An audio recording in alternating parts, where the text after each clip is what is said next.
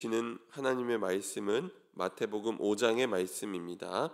마태복음 5장의 말씀을 드라마 성경으로 읽겠습니다. 제5장. 예수께서 무리를 보시고 산에 올라가 앉으시니 제자들이 나아온지라. 입을 열어 가르쳐 이르시되, 심령이 가난한 자는 복이 있나니 천국이 그들의 것이며, 애통하는 자는 복이 있나니 그들이 위로를 받을 것이며, 온유한 자는 복이 있나니 그들이 땅을 기업으로 받을 것이며, 의에 줄이고 목마른 자는 복이 있나니 그들이 배부를 것이며, 긍휼히 여기는 자는 복이 있나니 그들이 긍휼히 여김을 받을 것이며, 마음이 정결한 자는 복이 있나니 그들이 하나님을 볼 것이며, 화평하게 하는 자는 복이 있나니 그들이 하나님의 아들이라 일컬음을 받을 것이며, 의를 위하여 박해를 받은 자는 복이 있나니 천국이 그들의 것임이라. 나로 말미암아 너희를 욕하고 박해하고 거짓으로 너희를 거슬러 모든 악한 말을 할 때에는 너희에게 복이 있나니 기뻐하고 즐거워하라. 하늘에서 너희의 상이 큼이라. 너희 전에 있던 선지자들도 이같이 박해하였느니라. 너희는 세상의 소금이니 소금이 만일 그 맛을 잃으면 무엇으로 짜게 하리요?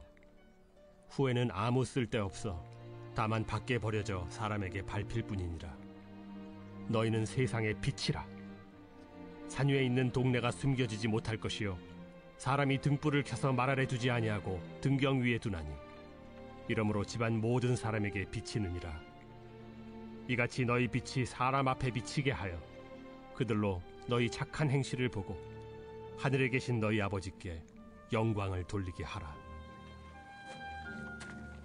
내가 율법이나 선지자를 폐하러 온 줄로 생각하지 말라. 폐하러 온 것이 아니요 완전하게 하려 함이라. 진실로 너희에게 이르노니 천지가 없어지기 전에는 율법의 1.1획도 결코 없어지지 아니하고 다 이루리라.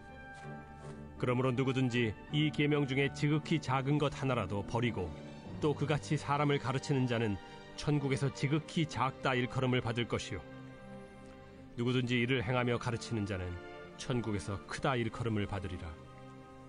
내가 너희에게 이르노니 너희 의의가 서기관과 바리새인보다 더 낫지 못하면 결코 천국에 들어가지 못하리라.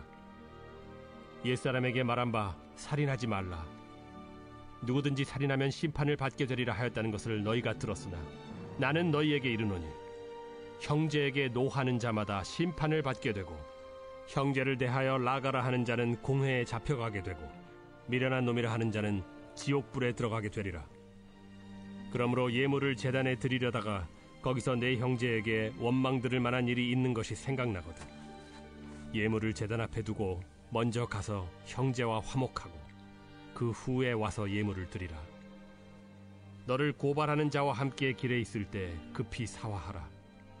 그 고발하는 자가 너를 재판관에게 내어주고 재판관이 옥리에게 내어주어 옥에 가둘까 염려하라.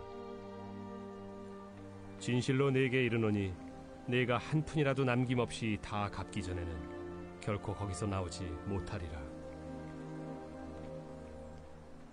또 간음하지 말라 하였다는 것을 너희가 들었으나 나는 너희에게 이르노니 음욕을 품고 여자를 보는 자마다 마음에 이미 간음하였느니라. 만일 네 오른눈이 너로 실족하게 하거든 빼어 내버리라. 내 백체 중 하나가 없어지고 온몸이 지옥에 던져지지 않는 것이 유익하며, 또한 만일 내 오른손이 너로 실족하게 하거든 찍어 내버리라. 내 백체 중 하나가 없어지고 온몸이 지옥에 던져지지 않는 것이 유익하니라. 또 일러스되 누구든지 아내를 버리려거든 이혼 증서를 줄 것이라 하였으나 나는 너희에게 이르노니 누구든지 음행한 이유 없이 아내를 버리면 이는 그로 간음하게 하며, 또 누구든지 버림받은 여자에게 장가드는 자도 간음함이니라. 또 옛사람에게 말한 바 헛맹세를 하지 말고 내 맹세한 것을 주께 지키라 하였다는 것을 너희가 들었으나 나는 너희에게 이르노니 도무지 맹세하지 말지니 하늘로도 하지 말라. 이는 하나님의 보좌이며, 땅으로도 하지 말라. 이는 하나님의 발등상이며, 예루살렘으로도 하지 말라. 이는 큰 임금의 성임이요 내 머리로도 하지 말라. 이는 내가 한 터럭도 희고 검게 할 수 없음이라. 오직 너희 말은 옳다 옳다 아니라 아니라 하라. 이에서 지나는 것은 악으로부터 나느니라. 또 눈은 눈으로 이는 이로 갚으라 하였다는 것을 너희가 들었으나 나는 너희에게 이르노니 악한 자를 대적하지 말라. 누구든지 내 오른편 뺨을 치거든 왼편도 돌려대며 또 너를 고발하여 속옷을 가지고자 하는 자에게 겉옷까지도 가지게 하며 또 누구든지 너로 억지로 오리를 가게 하거든 그 사람과 심리를 동행하고 내게 구하는 자에게 주며 내게 꾸고자 하는 자에게 거절하지 말라. 또 내 이웃을 사랑하고 내 원수를 미워하라 하였다는 것을 너희가 들었으나 나는 너희에게 이르노니 너희 원수를 사랑하며 너희를 박해하는 자를 위하여 기도하라. 이같이 한즉 하늘에 계신 너희 아버지의 아들이 되리니 이는 하나님이 그 해를 악인과 선인에게 비추시며 비를 의로운 자와 불의한 자에게 내려주심이라. 너희가 너희를 사랑하는 자를 사랑하면 무슨 상이 있으리요? 세리도 이같이 아니하느냐? 또 너희가 너희 형제에게만 무난하면 남보다 더하는 것이 무엇이냐? 이방인들도 이같이 아니하느냐? 그러므로 하늘에 계신 너희 아버지의 온전하심과 같이 너희도 온전하라. 아멘. 참 좋으신 주님의 은총과 평화가 예배 드리는 모든 분들 가운데 함께 하시기를 주님의 이름으로 간절히 축원합니다. 오늘은 주님께 바치는 마음으로 라는 제목으로 말씀을 나누고자 합니다. 오늘부터 시작되는 이 마태복음 5장부터 7장까지의 말씀은 기독교에서 매우 중요한 말씀으로 여겨집니다. 바로 예수님이 산에 올라서 하신 설교, 산상수훈이라고 불리는 말씀인데요. 신학교에서 성경 개론 수업을 들을 때 기억나는 게 하나 있습니다. 어느 교수님이 말하기를 성경에서 다 버리고 두 가지 말씀만 남겨야 한다면 요한복음 3장 16절과 마태복음 5장에서부터 시작하는 이 산상수훈의 말씀을 남겨야 한다라고 그렇게 강조하셨던 분이 계셨습니다. 하나님의 말씀이 없어지지는 않겠지만 그만큼 중요한 말씀이라는 거겠죠. 산상수훈 안에는 여러 가지 말씀이 담겨 있습니다. 하나님 나라에 대한 이야기도 있고 또 복에 관한 이야기도 있고 또 하나님 나라의 백성들이 어떻게 하나님의 뜻을 이루어야 하는지도 그런 내용들도 담겨 있습니다.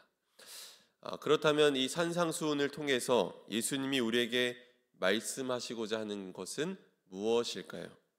감리교의 창시자인 존 웨슬리는 예수님의 산상수훈 말씀은 참 생명에 이르는 영원한 생명에 이르는 길이다라고 그렇게 말합니다. 그리고 이 말씀은 온 인류에게 주신 말씀이기에 모든 이들이 지켜야 할 말씀이라고 말합니다. 이 산상수훈의 첫 부분인 팔복의 말씀을 보면서 우리 마음에 맨 먼저 드는 생각은 참 이상적인 말씀이다. 이렇게 살 수 있으면 참 좋긴 하지. 그런데 그렇게 사는 것은 특별한 어떤 사람들만 살 수 있는 거지 우리같이 평범한 사람들은 그렇게 살 수 없어 라고 생각하기 마련입니다. 그런데 존 웨슬리는 이 말씀이야말로 모든 인류가 따라가야 할 말씀이다 라고 단호하게 말합니다. 결국 예수님의 산상수훈이 우리에게 말씀하시고자 하는 것은 하나님 나라와 그 나라를 사는 이들의 삶의 모습입니다. 쉽게 말하면 하나님을 정말로 믿는다고 말하는 이들의 삶의 모습이 어떠해야 하는지를 보여주고 있습니다. 그런데 하나님 나라는 우리가 죽고 나서 가는 것뿐만 아니라 오늘 우리가 사는 이곳에서도 이 땅에서도 이루어져야 합니다.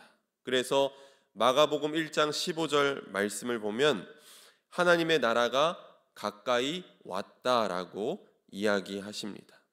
저기 어딘가에 있어서 우리가 가야 할 곳이라기보다는 하나님의 나라가 예수 그리스도와 함께 이 땅에 왔기 때문에 오늘 우리가 살아가는 이 세상에서 하나님의 나라가 이루어져야 한다는 것입니다.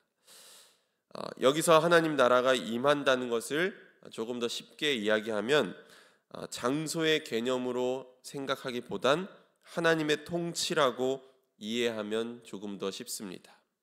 하나님이 내 삶 속에 오셔서 내 마음을 다스리기 시작할 때, 내 마음을 통치하기 시작할 때 우리는 하나님 나라가 내 속에서 이루어졌다고 말할 수 있습니다.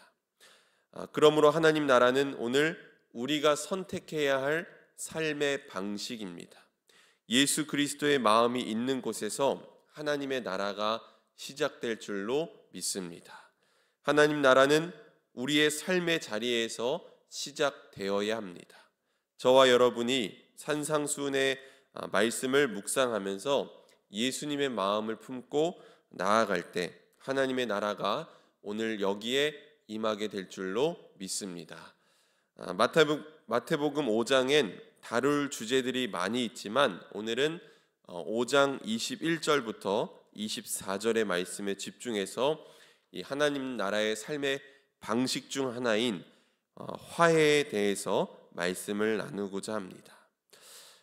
성경의 첫 이야기인 창세기를 읽어보면 창세기 12장부터는 모두 형제들 간의 갈등 이야기임을 우리가 알 수 있습니다.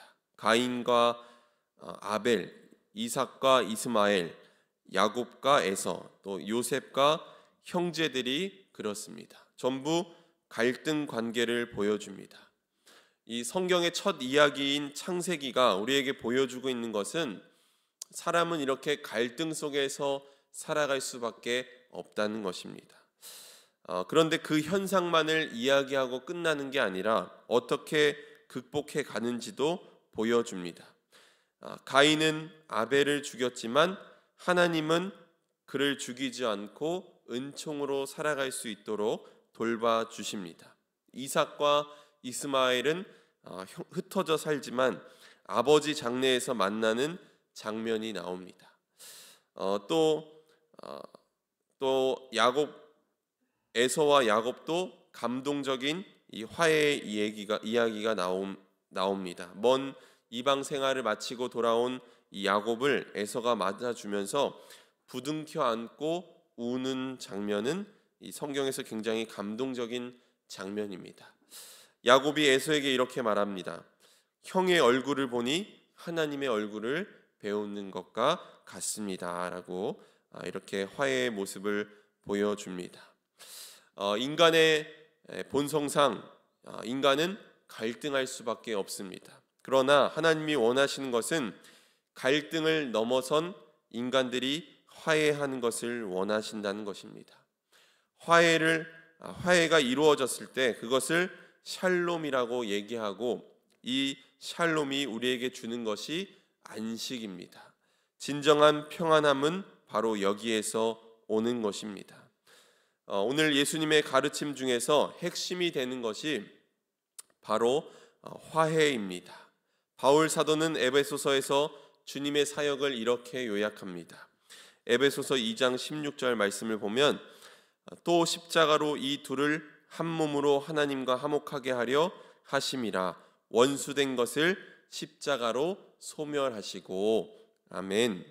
주님은 자기의 육체와 피로 갈라져 있던 것을 하나로 만드셨습니다. 오늘 본문 21절, 22절 말씀을 보면 주님은 살인하지 말라는 계명의 속뜻을 풀이해 주고 계십니다. 지난주 새벽 설교에서도 제가 말씀드린 적이 있는데 우리가 꼭 누군가를 직접 살인하지 않았다고 해서 이 계명이 우리와 무관하지 않습니다. 우리는 때론 눈초리로, 우리는 때론 말로도 누군가를 수도 없이 살인하며 살아갑니다. 예수님도 말씀하십니다. 형제 자매에게 화를 내거나 그들을 보며 나가라 하는 것은 살인에 가까운 죄라는 것입니다.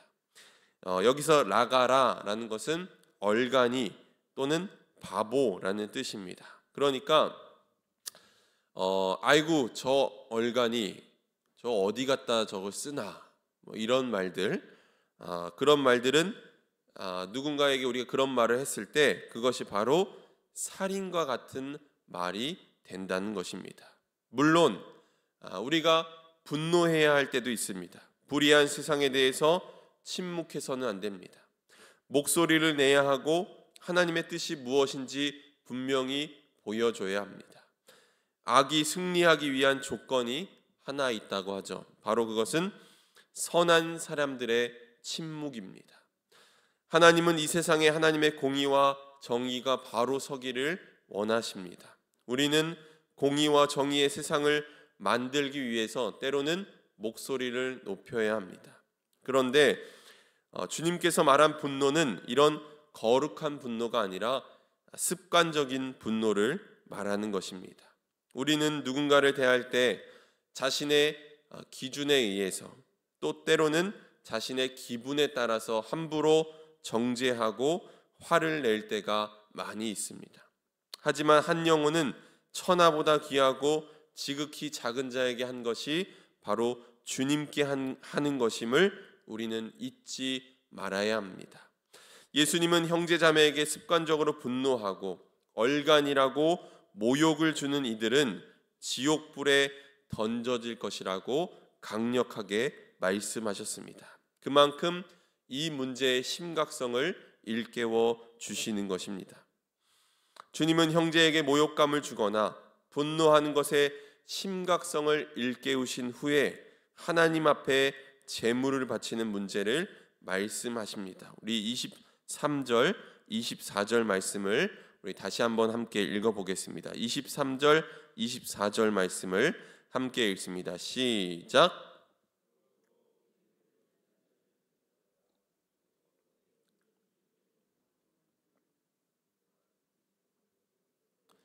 예물을 제단 앞에 두고 먼저 가서 형제와 화목하고 그 후에 와서 예물을 드리라. 아멘. 제물을 드린다는 것은 단순히 헌금을 한다는 것이 아니라 예배를 드린다는 말입니다. 그러니까 우리가 때론 누군가와 심하게 갈등하고 나서 하나님 앞에 예배를 드리러 나올 때가 있는데 우리는 언제 그랬냐는 듯 상대방의 마음에 상처를 주고 나서 자신은 하나님 앞에서 정직한 것처럼 행하고 누군가를 미워하는 마음을 갖고 있으면서도 하나님 앞에서 거리낌 없이 찬양하고 기도한다는 것입니다. 그런데 이런 예배는 진정한 예배라 할 수 없습니다. 앞서 말씀드렸듯이 인간은 갈등 속에서 살아갈 수밖에 없지만 누군가와 갈등이 있다면 속히 화해해야 합니다. 그럼 우리가 어떻게 속히 화해할 수 있을까요? 당신이 먼저 손 내밀지 않으면 난 죽어도 못 풀어. 이런 마음으로는 화해할 수 없겠죠. 주님께서는 자기의 육체와 피로 하나님과 사람들 사이를 화목하게 하셨고 사람과 사람 사이의 담장을 온몸으로 허무셨습니다. 우리 또한 주님을 닮아가야 하는 줄로 믿습니다. 자기 희생과 배려의 마음으로 화해를 요청하시기 바랍니다. 예물을 제단에 드린다는 말은 봉헌한다는 말입니다. 봉헌은 헌금이나 헌물로만 하는 게 아닙니다. 우리가 하는 모든 일을 주님께 바치는 마음으로 살아야 하는 것입니다. 오늘 우리가 만나는 모든 이들을 주님을 대하듯 하고 또 오늘 우리가 하는 모든 일들을 주님께 바치는 마음으로 살면 그것이 진정한 예배이고 아름다운 삶의 열매들로 맺게 될 줄로 믿습니다.